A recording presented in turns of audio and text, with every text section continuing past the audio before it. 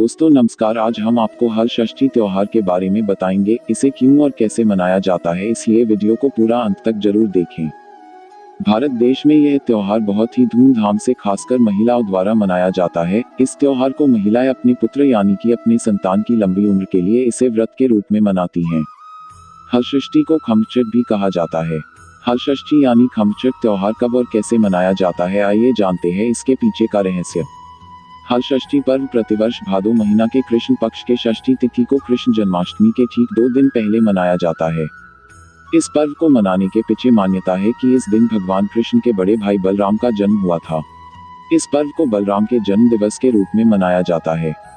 चूंकि बलराम का प्रिय शस्त्र हल है, इसी शस्त्र के नाम पर बलराम का जन्मदिन हलषष्ठी के रूप में मनाया जाता है। कालांतर में हल कृषि का मुख्य औजार बन गया, इसलिए छत्तीसगढ़ में इसे कृषकों के सम्मान के पर्व के रूप में भी देखा जाता है। कहीं कहीं इस पर्व को हलषष्ठी महारानी का व्रत भी कहते हैं। ऐसा कहने के पीछे हलषष्ठी को धरती माता मानकर पूजा की जाती है, जिससे धन धान्य बना रहे और लोगों में सुख समृद्धि हो। इस पर्व में जो सगरी की पूजा की जाती है उसे माता पार्वती का रूप माना जाता है। अर्थात यह पर्व मां पार्वती की पूजा करने का व्रत है, जिसमें मां पार्वती से अपने संतान की सुख समृद्धि की कामना की जाती है। श्रीमद् भागवत पुराण के अनुसार सभी जानते हैं कि भगवान कृष्ण की माता देवकी के 6 संतान को कंस ने जन्म लेते ही मार डाला था। माता देवकी 7वें संतान को गर्भ में धारण की हुई थी। मन में अत्यंत निराशा था कि एक भी संतान जीवित नहीं बचा। तभी नारद के अंतः प्रेरणा से वह इसी निराशा में अपने भावी संतान की रक्षा की कामना से माता पार्वती को मन ही मन स्मरण करके व्रत रखी। चूंकि वह कारागार में थी, इसलिए विधिवत पूजन तो नहीं कर पाई, किंतु मानसिक व्रत किया।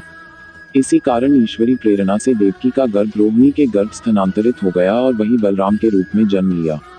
चूंकि यह माता पार्वती के आशीर्वाद से हुआ, इसलिए हलषष्ठी में सगरी बनाकर इसे मां पार्वती के रूप में पूजा करके संतान की स्वास्थ्य सुख की कामना की जाती है।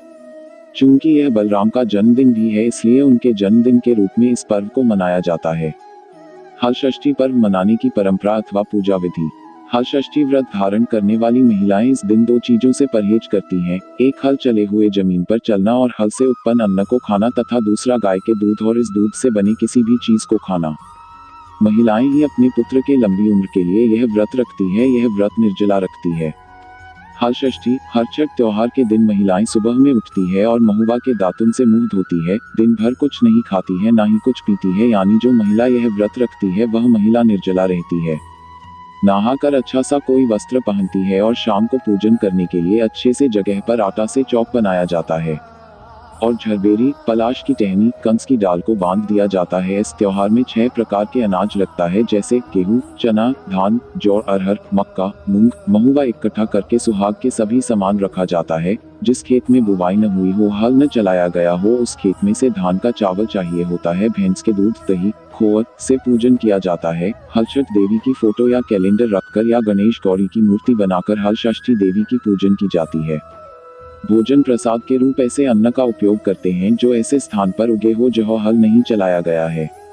यही कारण है कि इस दिन पसा चावल, जो तालाब या नदी किनारे पाए जाते हैं, का उपयोग किया जाता है। उन स्थानों से शाक भाजी चुनकर लाया जाता है जो स्वयं उगे हों अथवा बिना हल के प्रयोग के उगाए गए हों। व्रती महिलाएं पूजन सामग्री के रूप में भैंस का दूध, दही, महुआ, लाई लावा, फूल, नारियल आदि सजाकर गांव या मोहल्ले में एक स्थान पर इकट्ठा होती हैं।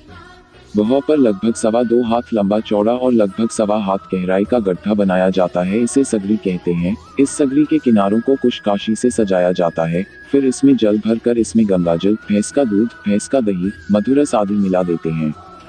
पूजन कराने के लिए गौ का पुरोहित आता है, जो इस सगरी को ही हलषष्ठी मैया या पार्वती मानकर विधि विधान से पूजा कराता है। पूजा में मां पार्वती के लिए श्रृंगार सामग्री भेंट की जाती है। साथ ही संतान सुख के लिए बच्चों के खिलौने भी सगरी में भेंट किए जाते हैं। भैंस का दूध, दही, महुआ, लाई लावा, फूल, नारियल आदि से पूजा की जाती है। पूजन के पश्चात हलषष्ठी व्रत कथा का श्रवण किया जाता है। माता पार्वती से महिलाएं कामना करती हैं कि जिस प्रकार आपका परिवार प्रसन्न एवं स्वस्थ है, उसी प्रकार हमारे परिवार भी प्रसन्न एवं स्वस्थ हों। छठ तिथि को यह पर्व मनाए जाने के कारण इस व्रत में 6 की संख्या का विशेष महत्व है। पूजा में 6 प्रकार के अन्न, चना, गेहूं, तिवड़ा, अरहर, धान का लाई के साथ भुना हुआ महुआ चढ़ाया जाता है। बच्चों के 6 प्रकार के खिलौने चढ़ाए जाते हैं। व्रती महिलाएं 6 प्रकार की भाजी से बना प्रसाद ग्रहण करती है।